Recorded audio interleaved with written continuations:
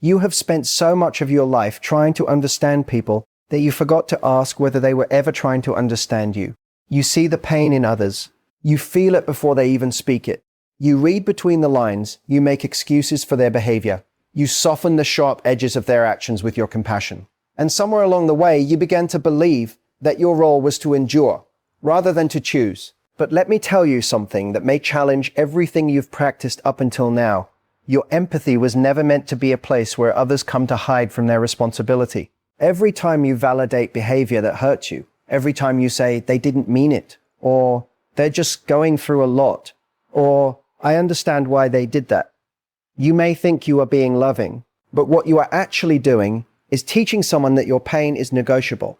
And the truth is, love does not ask you to betray yourself. There is a difference between understanding someone and allowing them. A profound difference. One elevates your consciousness, the other erodes your self-worth. You have been powerful enough to hold space for others. Now you must become powerful enough to hold a boundary for yourself, because toxic patterns do not survive on cruelty alone. They survive on your willingness to excuse them. And here's the hard truth. People do not change because you understand them better. They change when the cost of staying the same becomes too high. When you keep validating their behavior, you lower that cost. You make it easy for them to stay exactly as they are. So ask yourself, who are you protecting when you stay silent about what hurts you? You were not born to be the emotional shelter for people who refuse to grow. You were not meant to carry the weight of someone else's unhealed wounds at the expense of your own peace.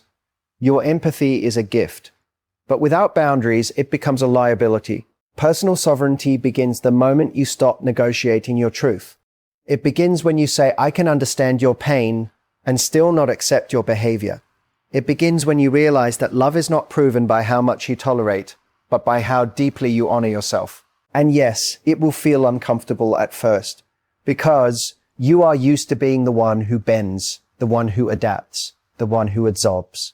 But growth will always feel unfamiliar before it feels empowering. The moment you stop validating what diminishes you is the moment you reclaim what defines you. You don't lose people by setting boundaries. You lose illusions. Illusions that they would change if you just loved them harder. Illusions that your silence was keeping the connection alive. Illusions that sacrificing yourself was the price of being loved. You are not here to be chosen at the cost of your own soul. You are here to choose yourself. And when you do, something extraordinary happens. The same empathy that once kept you stuck becomes the very force that sets you free, because now it is no longer directed at fixing others. It is finally directed where it always belonged, at honoring you. There is a quiet, almost invisible line that super empaths cross without realizing it, the line between compassion and self-abandonment. At first, it feels like love. It feels noble, even purposeful. You pride yourself on being the one who understands, the one who sees beyond people's flaws into their wounds. You tell yourself that your ability to stay, to forgive, to hold space no matter what, is your strength. And in many ways, it is. But when that compassion begins to cost you your peace, your voice, and your sense of self, it is no longer strength. It is sacrifice in disguise. You start to notice patterns. You're the one who explains away someone's hurtful words. You're the one who justifies their inconsistency. You're the one who says, they've had a hard life, or they don't mean it, even when their actions leave you feeling drained, unseen, or small. And slowly, without even noticing it, you begin to disconnect from your own emotional truth. You stop asking, how does this make me feel? And start focusing entirely on, why are they like this? This is where self-abandonment quietly takes root. Because every time you override your own feelings to make room for someone else's behavior, you send yourself a message that your pain is less important than their struggle, that your boundaries are flexible, optional, or even inconvenient. And the more you repeat this pattern, the more natural it becomes to betray your own needs in the name of being understanding. But here's what often goes unspoken. True compassion does not require you to disappear. Real compassion includes you. It does not ask you to shrink, to silence yourself, or to tolerate what hurts you just, because you can empathize with its origin. Understanding why someone behaves the way they do does not obligate you to accept it. And yet, as a super empath, you've likely been conditioned to believe that if you can see someone's pain, you must also carry it. That belief is where the confusion lies. Because what begins as empathy can easily turn into emotional over-responsibility. You start feeling accountable not just for your own emotions, but for theirs too. You take on the role of healer, fixer, peacemaker, believing that if you just love them enough, support them enough, understand them deeply enough, something will shift. But in doing so, you slowly lose connection with your own needs, your own limits, your own truth. And the cost of that loss is profound. You may find yourself feeling exhausted in relationships that once inspired you. You may feel unappreciated, yet guilty for even thinking that way. You may sense that something is off, but struggle to name it because you've become so skilled at prioritizing others over yourself. This is not because you are weak. It is because you are deeply attuned, but attunement without boundaries leads to depletion. The moment you begin to recognize this pattern is the moment you start reclaiming yourself, because awareness disrupts the cycle. It allows you to pause and ask a different question. Not just why are they acting this way, but why am I allowing this to continue at my expense? That question is powerful. It shifts the focus back to you, where it belongs. You are allowed to care deeply about others and still care fiercely about yourself. You are allowed to understand someone's pain and still refuse to be hurt by it. You are allowed to feel compassion without turning it into a reason to stay in situations that diminish you. Because the truth is, your empathy was never meant to erase you. There is a subtle but powerful dynamic that unfolds when you begin to validate behavior that hurts you. It doesn't look destructive on the surface. In fact, it often looks like kindness, patience, even emotional maturity. You tell yourself that you are choosing understanding over conflict, peace over confrontation. But beneath that surface, something far more consequential is happening. You are shaping the rules of how you will be treated. Every time someone crosses a line and you soften it with justification, you are not just responding to a moment. You are reinforcing a pattern. When you say, "It's okay, I get it," when it's not okay, you create a silent agreement. An agreement that your boundaries are flexible, that your discomfort can be negotiated, that their behavior, even when harmful, will be met with acceptance rather than accountability. And people learn from that, not always consciously, not always maliciously, but consistently. Human behavior adapts to what is tolerated. If there are no real consequences for actions that hurt you, there is no real incentive to change them. Your validation becomes the cushion that softens the impact of their choices. It removes the urgency, the discomfort, the reflection that might otherwise lead them to grow. You may believe that your understanding is helping them heal, but if your understanding shields them from the reality of their actions, it is not healing, it is enabling. This is one of the hardest truths for a super empath to accept, because your instinct is to nurture, not to withdraw. You want to believe that your compassion can transform people, that if you just meet them with enough patience, they will eventually rise to meet you. But transformation does not happen in comfort zones built on unchecked behavior. It happens when someone is forced to confront the consequences of how they show up. When you validate toxic patterns, you remove that confrontation. You become the safe space not for growth, but for stagnation. And over time, that stagnation becomes a cycle, one where you keep giving more, understanding more, tolerating more, while receiving less, feeling less valued, and becoming more disconnected from your own needs. What makes this even more complex is that you often don't see it as validation. You see it as love. You see it as being the bigger person, as choosing empathy over ego. But there is a difference between rising above negativity and quietly accepting it. One empowers you, the other diminishes you, and deep down you feel the difference. You feel it in the moments when something doesn't sit right, but you push that feeling aside. You feel it when you replay conversations in your head, wondering why you didn't speak up. You feel it when resentment starts to build, not because you want to resent them, but because a part of you knows you are not honoring yourself. That resentment is not a flaw, it is a signal. It is your inner voice reminding you that validation should not come at the cost of truth. Because real love, whether for yourself or another person, does not ignore harmful patterns. It addresses them, it brings them into the light, even when it's uncomfortable, especially when it's uncomfortable. You are not responsible for how someone reacts to your boundaries, but you are responsible for whether you express them. And when you stop validating what hurts you, you are not being harsh. You are being clear about what you deserve, clear about what you will accept, and clear about the standard of respect that must exist in your life. And in that clarity, everything begins to shift. Emotionally delayed emotional intelligence is often celebrated as the ability to understand others, to read the room, to sense what someone is feeling without them saying a word, to respond with empathy and care. And you've likely spent years refining this ability. You've become someone who can de-escalate tension, who can hold space for complex emotions, who can see the deeper story behind someone's behavior. But there is a critical piece of emotional intelligence that often gets overlooked, especially by those who feel deeply, and that is self-protection. Because understanding others without protecting yourself is not emotional intelligence in its fullest form. It is emotional exposure. You may be incredibly skilled at identifying why someone acts the way they do.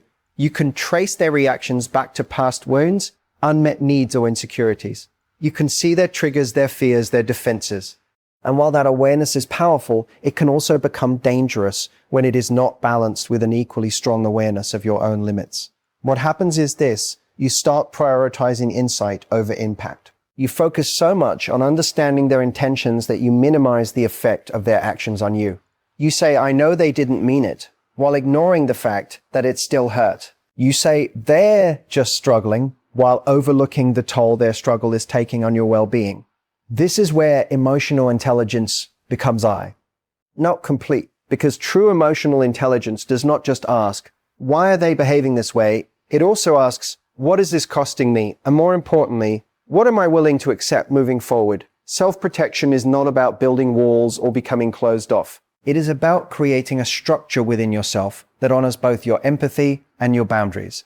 It means recognizing that your ability to understand someone does not obligate you to absorb their behavior. It means being able to sit with someone's pain without letting it override your own sense of safety and self-respect.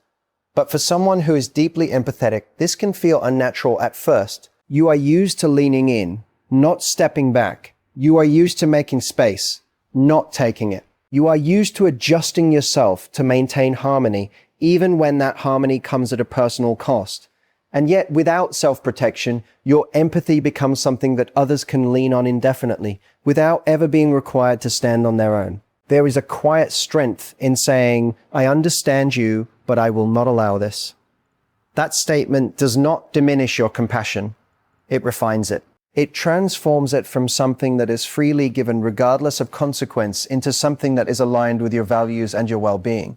Because emotional intelligence is not just about connection, it's about discernment. It is about knowing when to stay engaged and when to step away, when to listen and when to speak, when to offer support and when to enforce a boundary. It is about being just as attuned to your own internal signals as you are to the emotions of others. And those internal signals matter. They show up as discomfort, as tension, as a sense that something is off. They are not there to be dismissed or overridden. They are there to guide you, to protect you, to keep you aligned with what feels safe and respectful. Ignoring them in the name of empathy does not make you more emotionally intelligent. It disconnects you from yourself. The goal is not to become less empathetic. It is to become more integrated. To allow your empathy and your self-respect to coexist, to support each other rather than compete. Because when emotional intelligence includes self-protection, it becomes something far more powerful. It becomes a tool not just for understanding others, but for honoring yourself within every interaction. There is a moment, often quiet but deeply uncomfortable, when you realize that saying no feels heavier than saying yes, even when yes costs you your peace. That moment reveals something important. Somewhere along the way, you began to associate boundaries with rejection. You started to believe that protecting yourself might push people away, that asserting your needs might make you seem difficult, cold, or unkind. But a boundary is not a wall designed to shut people out. It is a line that defines where you end and someone else begins. It is an act of clarity, not cruelty. And more than anything, it is a reflection of how you value yourself. When you don't set boundaries, you don't create more connection. You create confusion. You send mixed signals about what is acceptable and what is not. You tolerate something one day, resent it the next, and remain silent throughout. And the people around you, whether intentionally or not, respond to that inconsistency by continuing the same behavior. Not because they are always malicious, but because the limits were never clearly defined. This is where many super empaths struggle. You want to be seen as understanding, flexible, easy to be around. You don't want to disrupt the harmony of a relationship. So instead of expressing a boundary, you absorb the discomfort. You adjust. You rationalize. You wait for the other person to notice, to change, to somehow meet a need you never fully expressed. And when they don't, it hurts. Not just because of what they did, but because a part of you knows you didn't stand up for yourself. Boundaries are not about controlling someone else's behavior. They are about taking responsibility for your own experience. They are the way you communicate, this is what I am okay with, and this is what I am not. Without that communication, you leave your well-being in the hands of someone else's awareness.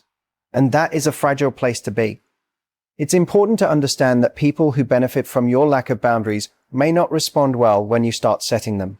They may question you, resist you, or even make you feel guilty. And that reaction can be deeply unsettling, especially if you are used to being the one who accommodates. But discomfort does not mean you are doing something new. When you set a boundary, you are not rejecting the person. You are rejecting a behavior that does not align with your values or your well-being. You are saying, I care about this connection, but I also care about myself within it. And that distinction matters. Because a relationship that requires you to abandon yourself is not a relationship that can truly sustain you. Self-respect is not something you declare once. It is something you demonstrate repeatedly through your choices. Every time you honor your limits, every time you speak up for what feels right, every time you choose not to tolerate what diminishes you, you reinforce your sense of worth. And over time, something shifts. You begin to feel more grounded, more clear, more aligned. You no longer rely on others to guess your needs or validate your feelings because you are actively participating in your own well-being. You become someone who is not only compassionate, but also self-assured. And that combination is powerful because boundaries do not push the right people away. They reveal who is willing to meet you with the same level of respect you are finally giving yourself. There is a dynamic that often goes unnoticed, especially by those who lead with empathy. Toxic individuals do not just exist in isolation. They are sustained by the environments that allow them to remain unchanged. And one of the most fertile environments for that is empathy without limits. This is not because empathy is flawed. It's because without boundaries, empathy can become predictable. And when it becomes predictable, it becomes something that certain people learn to rely on. Not for growth, but for comfort. Toxic patterns thrive in spaces where accountability is softened, where difficult conversations are avoided, where understanding replaces consequence. And if you are someone who consistently offers patience, forgiveness, and emotional availability, regardless of how you are treated, you may unknowingly become a place where those patterns are allowed to continue uninterrupted. It doesn't happen all at once. It builds over time. At first, it looks over time. At first, it looks old, like giving someone the benefit of the doubt. Then it becomes giving them another chance. Then another, and eventually, it turns into a cycle where your empathy is no longer a response to their behavior. It becomes the expectation. They come to assume that no matter what happens, you will be there to understand, to absorb, to smooth things over. And in that assumption, something shifts. Your empathy stops being appreciated and starts being depended on in a way that removes responsibility from them. Because if they know you will always meet their actions with compassion, they are never fully required to confront the impact of those actions. This is where the imbalance deepens. You begin to feel the weight of the relationship more heavily. You are the one initiating repair, the one holding emotional awareness, the one trying to keep things steady. Meanwhile, the other person remains relatively unchanged, not necessarily because they are incapable, but because the environment has not demanded anything different from them. And that environment includes you. This can be a difficult realization because it challenges the idea that your empathy is always helping. It asks you to consider that. In some situations, your willingness to keep understanding may actually be preventing necessary change. Toxic individuals are often highly attuned to where they can avoid discomfort. Not always consciously, not always with intention, but instinctively. They gravitate toward people who make it easier for them to stay as they are. And when they encounter someone who consistently prioritizes harmony over honesty, they find a kind of safety there, a safety that does not require growth. That is why your boundaries matter so much, because the moment you introduce a limit, you change the dynamic. You disrupt the pattern. You create a space where their behavior is no longer met with automa, tick acceptance, but with clarity and consequence. And in that space, they are faced with a choice: to adjust, or to resist. Either way, the pattern can no longer continue in the same way. It's important to understand that this does not make you responsible for their actions, but it does make you aware of your role in what you allow to persist, and awareness gives you the power to choose differently. You are not here to be the emotional safety net for someone who refuses to take responsibility for themselves. You are not here to make it easier for someone to avoid growth. Your empathy was meant to connect, to support, to uplift, not to sustain patterns that diminish you. When you begin to recognize where your empathy has been overextended, you create an opportunity to reclaim it, to use it with intention rather than obligation, to offer it in ways that align with your well-being, rather than at the expense of it. And in doing so, you no longer become a place where toxic patterns can comfortably live. You become a space where only what is respectful, accountable, and aligned can remain. There is a quiet conflict that lives inside many people who value connection deeply, the tension between telling the truth and keeping the peace. On the surface, choosing peace feels like the higher path. It feels mature, controlled, even wise.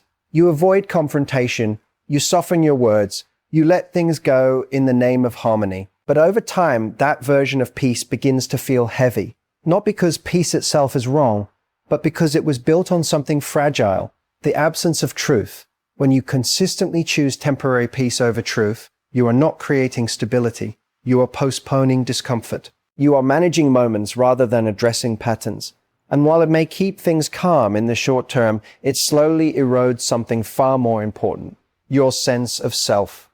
Personal sovereignty begins the moment you realize that your voice matters just as much as the connection you are trying to preserve. Because every time you silence yourself to avoid tension, you create an internal divide.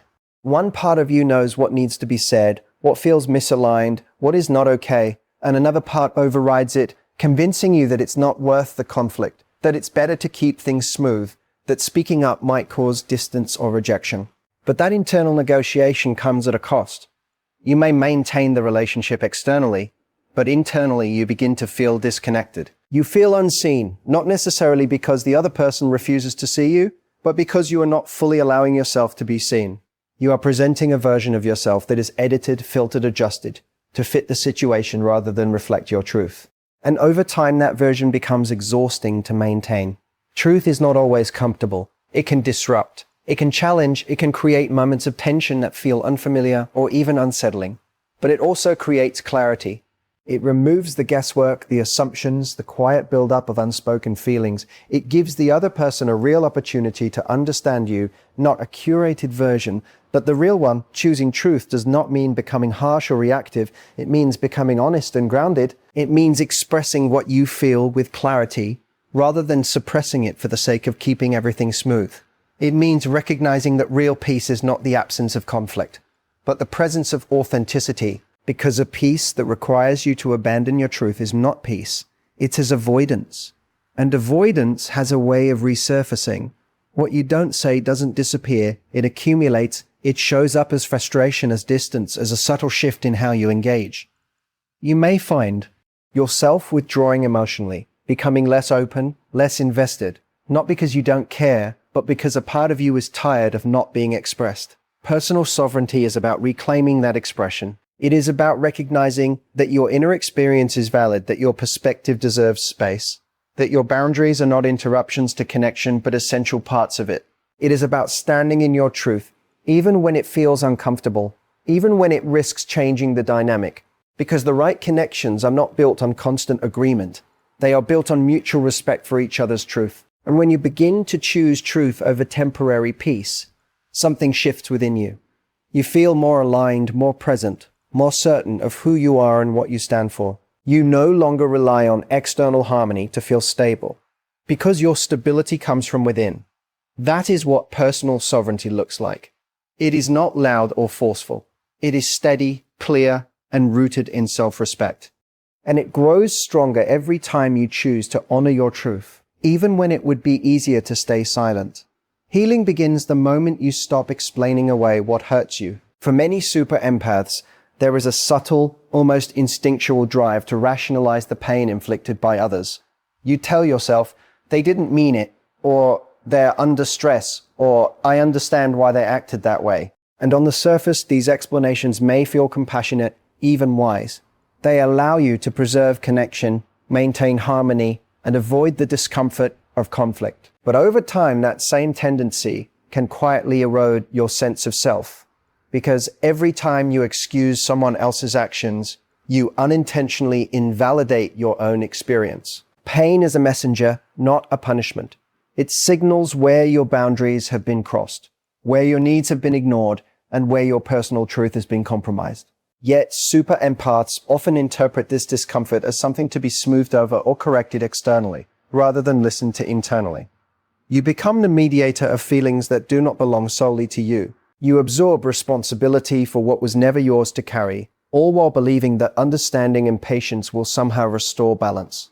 The danger in explaining away your hurt is subtle but profound. When you justify another's behavior to protect the relationship, to avoid tension, or to maintain the illusion of harmony, you are essentially telling yourself that your feelings are negotiable, optional, or secondary. And that repetition begins to shape a pattern of self-neglect. Your inner voice, the one that whispers, "This doesn't feel right," is overridden by a louder, socially conditioned voice, insisting that empathy demands tolerance, forgiveness, or endurance.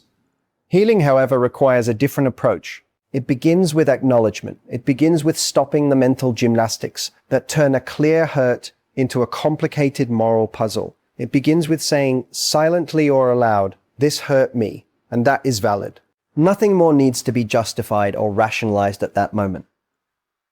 Simply naming the pain restores a measure of clarity and reclaiming your emotional authority. It reminds you that you are allowed to feel, to react, and to set limits, even if doing so disrupts the familiar pattern of over-accommodation.